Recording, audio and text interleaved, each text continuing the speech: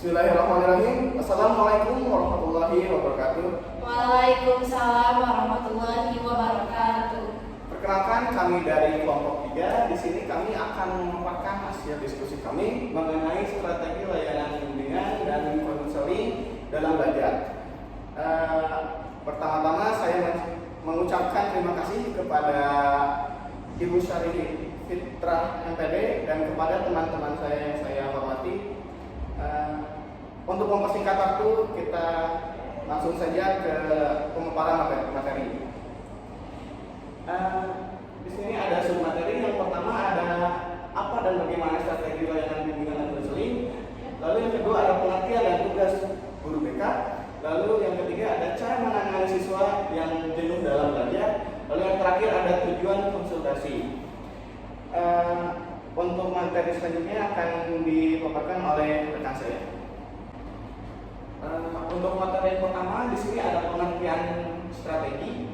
Strategi merupakan pola umum urutan aktivitas yang harus dilakukan untuk mencapai tujuan eksklusif menurut Senjaya 2014.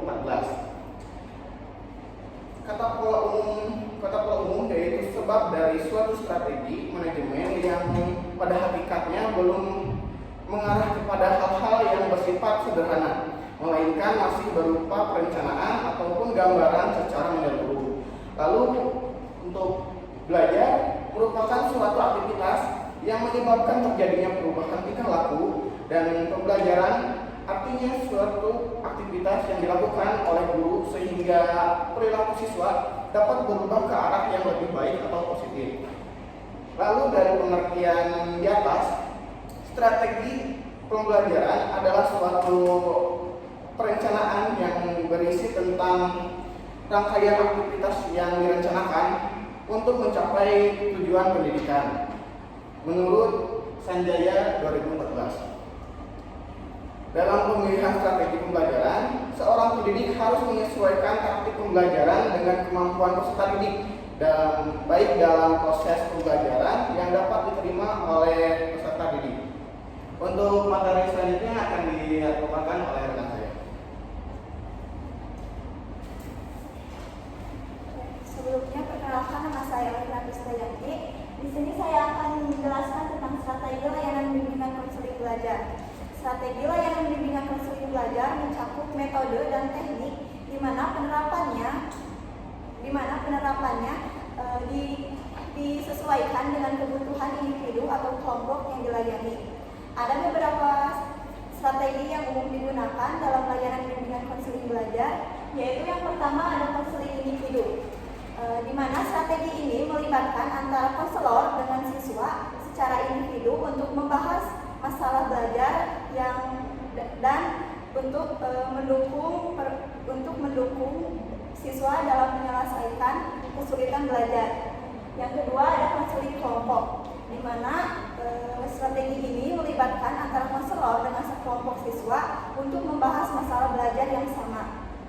Yang ketiga ada pembelajaran terbimbing. Nah, strategi ini digunakan konselor untuk membantu siswa untuk meningkatkan keterampilan siswa dalam belajar. Yang keempat ada tes psikologis.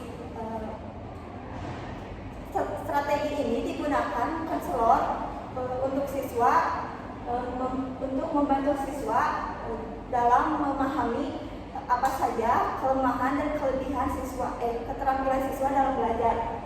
Selanjutnya ada konseling karir. Strategi ini digunakan konselor untuk membantu siswa dalam memilih karir, program studi, dan mempersiapkan siswa untuk memasuki dunia kerja. Yang selanjutnya ada teknik relaksasi. Teknik ini digunakan konselor untuk membantu siswa mengatasi kecemasan atau stres, yang dimana hal itu akan mempengaruhi keterampilan siswa dalam belajar. Yang terakhir ada konseling orang tua. Nah, strategi ini melibatkan antara konselor dengan orang tua untuk membahas strategi apa yang digunakan kepada anak di rumah. Selanjutnya ada pengertian guru BK. Guru bimbingan dan BK ialah seorang tenaga profesional, baik pria maupun wanita, yang mendapatkan pendidikan khusus di perguruan tinggi dan diutamakan bergelar S1 dari jurusan bimbingan dan konseling dari Fakultas Keguruan dan Pendidikan yang berdedikasi untuk memberi layanan konseling. Tugas guru bimbingan dan konseling atau guru BK adalah turut melancarkan program pendidikan di sekolah, bertanggung jawab atas seluruh rangkaian layanan bimbingan dan konseling karir, serta memberikan informasi teknik kepada siswa saat memilih studi yang diinginkan, dan membentuk kerjasama yang baik antara manajemen sekolah, guru, orang tua, dan siswa. Materi selanjutnya akan disampaikan rekan saya.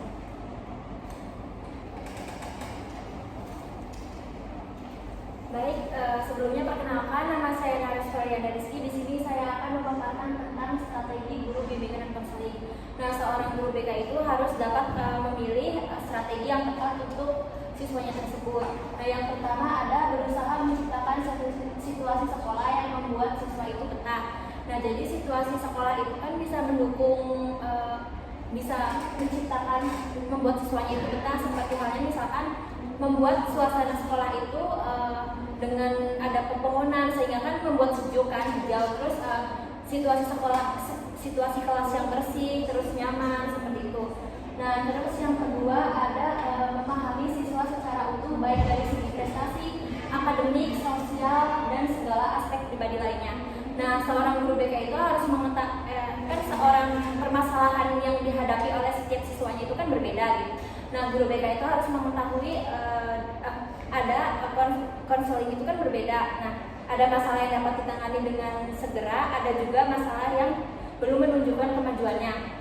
Nah, kita sebagai guru BK juga nantinya kan akan dapat dari wali kelas itu misalkan nilai atau rapot. Jadi kita bisa melihat dari prestasi akademik siswa tersebut seperti apa, dan maupun dari aspek sosial seperti dia pertemanannya seperti apa, dan kalau misalkan guru BK kan biasanya ada masuk ke kelas untuk mengecek absen.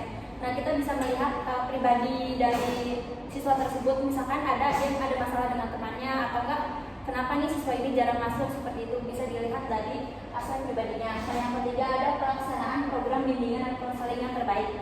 Nah, kita sebagai guru BK kan mungkin nanti akan ke kelas, kita bisa sharing-sharing dengan siswanya. Jadi kayak kalian lagi ngalamin apa, atau enggak kita menjelaskan materi, nanti ada sesi sharing. Atau enggak kalau misalkan memang ada siswa yang ingin ke kita pribadi, jadi kayak ada konseling individu dan ada konseling kelompok.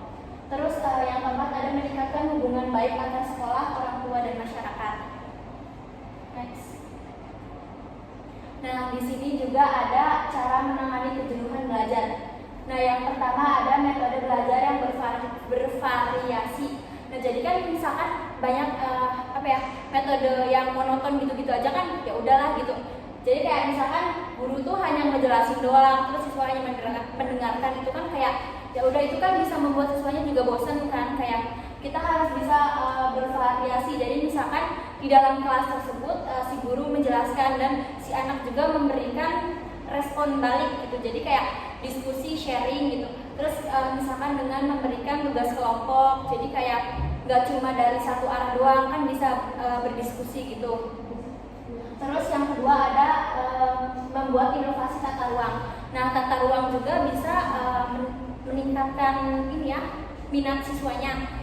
Nah, jadi kalau misalkan tata ruang yang kayak gitu-gitu aja gitu kan, ya udah monoton gitu. Nah, kita bisa merubah tata ruang tersebut, misalkan kursinya itu melingkar atau seperti itu, atau misalkan kita membuat hiasan, seperti contohnya itu ada pohon harapan. Jadi di pohon harapan tersebut kita menuliskan harapan-harapan kita yang kemudian diletakkan di pohon tersebut. Terus ada menciptakan situasi belajar yang menyenangkan. Jadi kita sebagai seorang guru itu jangan bikin tegang ya gitu.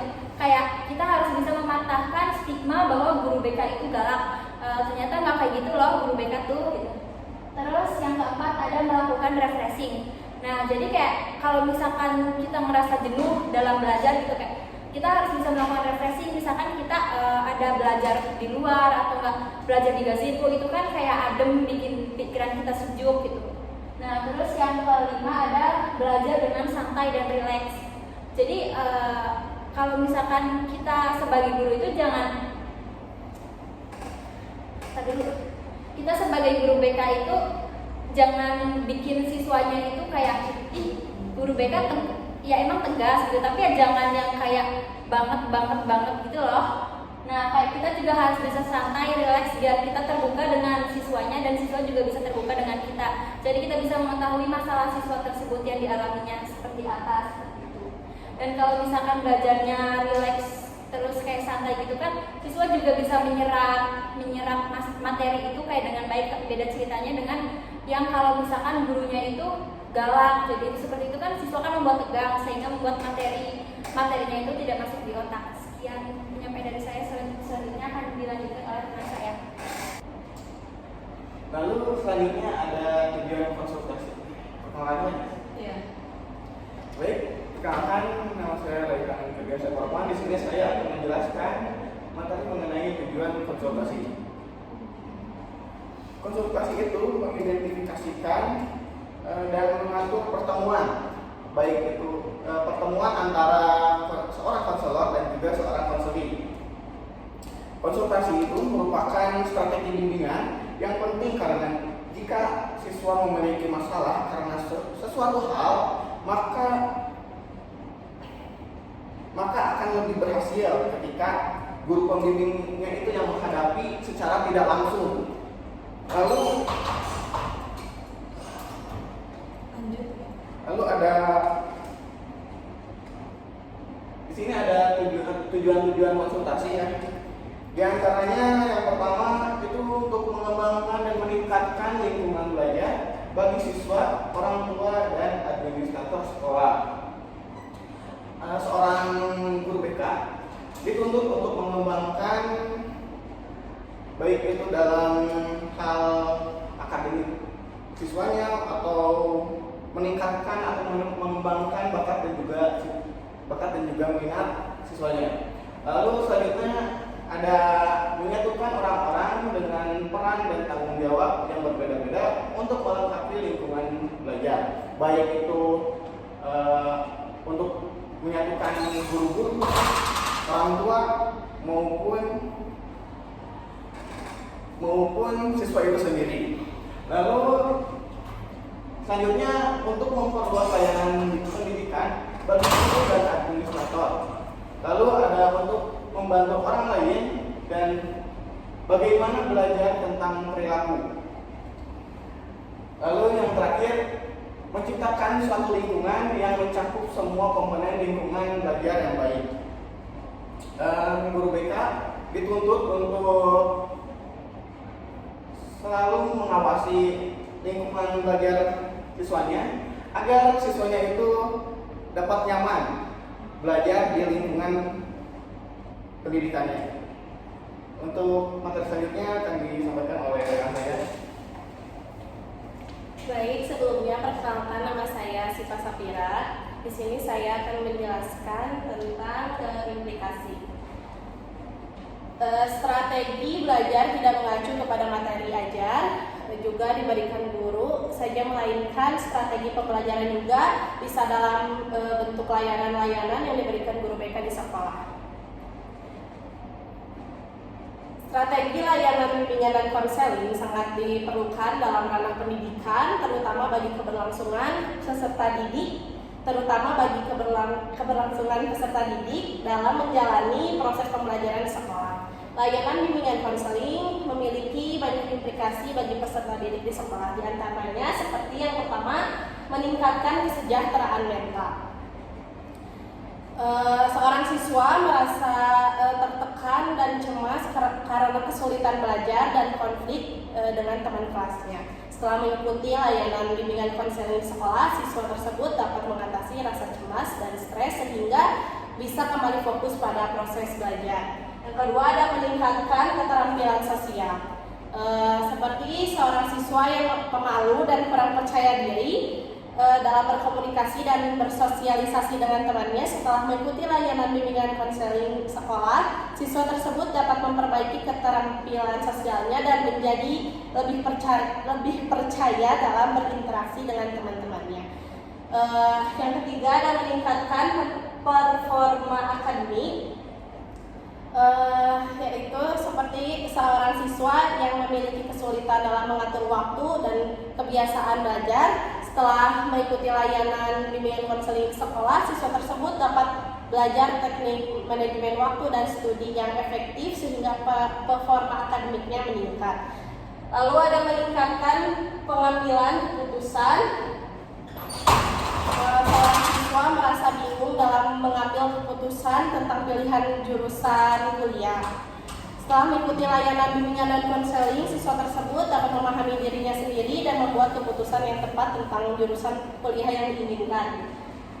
Lalu ada meningkatkan kualitas hidup, ada mengurangi masalah perilaku, meningkatkan produktivitas, meningkatkan kesehatan fisik, dan yang terakhir meningkatkan kesehatan spiritual. Contoh dari keseluruhan di atas yaitu ketika peserta didik atau siswa mengalami permasalahan yang sangkut pautnya dengan yang di atas atau yang lain, ketika mereka mengikuti layanan BK di sekolah serta menceritakan masalah yang dialaminya, lalu guru BK memberikan solusi yang terbaik dengan cara yang tadi yang saya sebutkan, maka siswa insya Allah dapat mengatasinya. Sekian pemaparan materi dari saya.